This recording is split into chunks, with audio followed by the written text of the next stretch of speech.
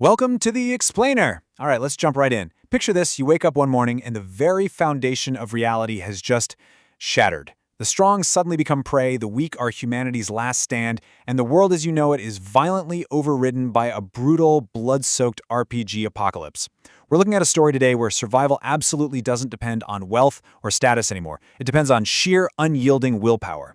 So you have to ask yourself, what actually happens when the absolute lowest-rung school loser suddenly becomes humanity's last hope?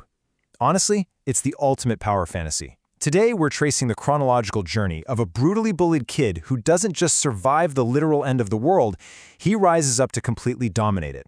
It's a masterful character transformation, and as you'll see, it starts at absolute rock bottom. Meet Rikuto Kuragane. He's literally standing on the edge of the school roof. His life is just a living nightmare of abuse, mostly orchestrated by his sadistic stepbrother, Serato. Rikuto is completely broken. His spirit is entirely crushed. He closes his eyes, getting ready to jump, and then the sky just glitches. Out of nowhere, these massive, glowing digital pillars violently crash down from the heavens, piercing straight through the clouds. Now, this isn't a slow burn disaster. The outbreak happens in literally a matter of seconds. At exactly 0 minutes, those digital pillars rain down. 1 minute in, every single cell phone on Earth melts into binary code and starts spawning monsters directly from the screens. And by minute 5, absolute slaughter. Goblins, mutated beasts, giant spiders, they are just ripping through the school corridors. Modern society completely collapses in exactly 5 minutes. It is breathless, utter chaos, and there is nowhere to run. You know, trauma shapes us in some really unpredictable ways. Pre-apocalypse Rikuto was suicidal and broken. He felt like absolute trash. But the moment society collapses and he comes face to face with a real monster, something inside his brain just snaps. When a goblin charges him on that roof, Rikuto doesn't freeze. He grabs a metal pipe, enters this state of pure, terrifying flow, and completely pulverizes the creature. He is utterly fearless now. Here's the kicker, though. This new reality operates entirely on brutal RPG mechanics. But there's a deadly catch here. There's no magic yet and absolutely no cheat codes. Survival requires pure strategy. Low-level grunts like goblins, weak to blunt force. Slimes, you need fire or chemicals. Elite ogres require targeting the eyes and joints. You literally have to adapt and identify weaknesses immediately or you're dead. Which brings us to Rikuto's ultimate turning point. He makes this gritty, defining vow. I won't be one of the living dead anymore, even if it costs me my life. He says this with pure determination right after realizing his childhood friend, Kotone, has just been kidnapped by a massive ogre boss. This is the exact moment he sheds his past trauma and chooses to risk everything to fight back, not for himself, but for someone else. And the fight that follows? It isn't just mindless swinging, it's pure tactics. Step 1, Rikuto draws aggro, forcing the massive ogre to target him by blinding it with a fire extinguisher. Step 2, using old kendo muscle memory from his abusive dojo days, he actually parries a deadly club strike that cracks the floor beneath him. Step 3, his new ally, the archer Nishi, snipes a critical eye shot. And Step 4, the teamwork. That arrow was laced with Sakura the chemist's pure lab-grade ethanol, which instantly fries the ogre's brain. But of course, the tension doesn't just end because the monster is dead.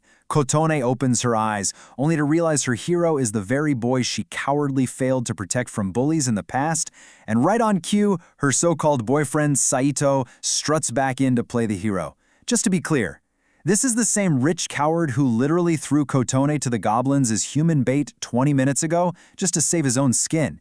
It is a tense, sickening betrayal, and it perfectly sets the stage for a major conflict.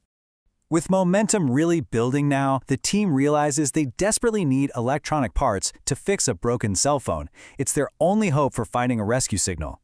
The objective is to scavenge the local mall. Kotone is behind the wheel of a van, but they're almost immediately ambushed by a roaming squad of Lizardman. But just in time, 2 new party members jump into the fray to save them. Takeshi, who's an elite brawler, and Ice, a baseball-throwing expert. The party is officially leveling up. Once inside the mall, they face this massive stone golem that is completely immune to physical attacks. It has the word Emeth inscribed on its head, which is an ancient magical word for truth. Rikuto's dynamic vision kicks in, and he realizes a massive loophole. If he erases the letter E, the word changes to meth, meaning death. He strikes the stone, literally erases the letter, and the boss instantly crumbles. Unbelievable quick thinking. But seriously, that was just the warm-up. Out of nowhere, their exit is blocked by a massive, armored, purple-eyed fire golem.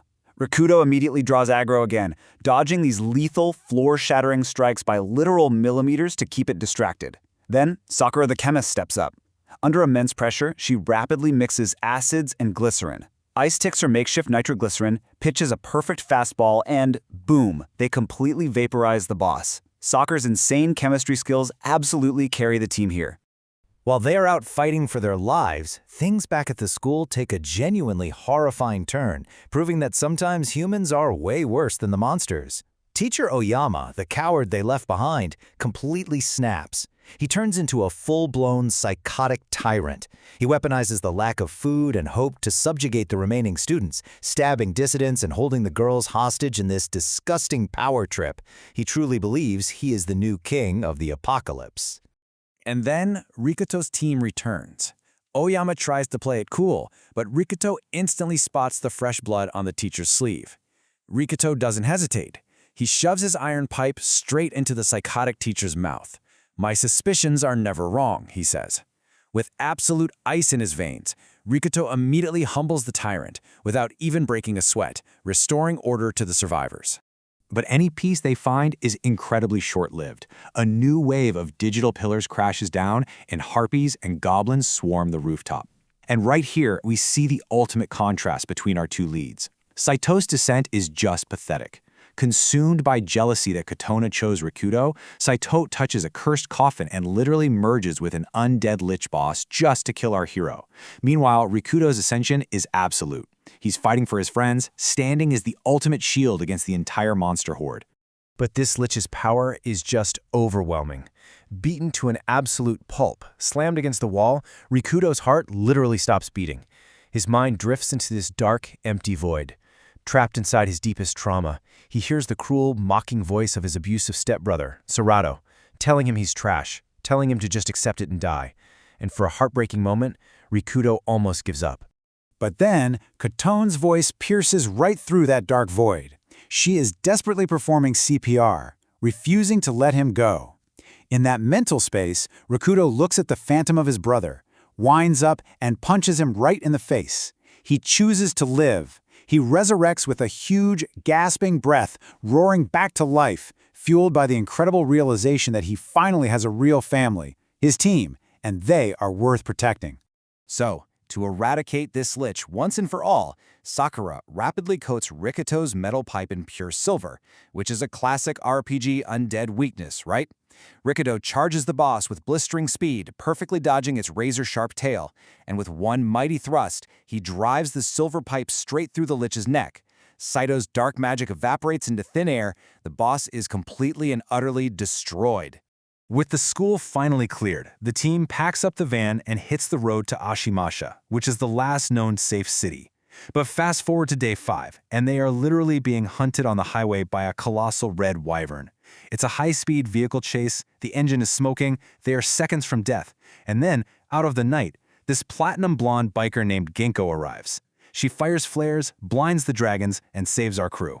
She is the ultimate badass lone wolf survivor. Genko leads them to the underground refuge. Now, at first glance, it looks amazing. It's clean, it's safe, and it's run by this highly charismatic leader named Hizaki. But you know that feeling when something is just deeply wrong? The rigid class system separating the useful from the useless, and Hizaki's constant, unsettling fake smile? It absolutely screams cult. The tension is thick. Our survivors basically just traded one nightmare for another. It's a stark reminder that if a post-apocalyptic sanctuary seems too good to be true, it for sure is. Which actually brings us to the most crucial mystery of this entire explainer. Why in the world do all the monsters perfectly match the mechanics of a video game? Seriously, think about the sheer absurdity of real life suddenly having specific elemental weaknesses, aggro systems, and predictable color-coded boss patterns. It makes absolutely no natural sense, right? Well, Kinko drops an absolute bombshell that connects everything.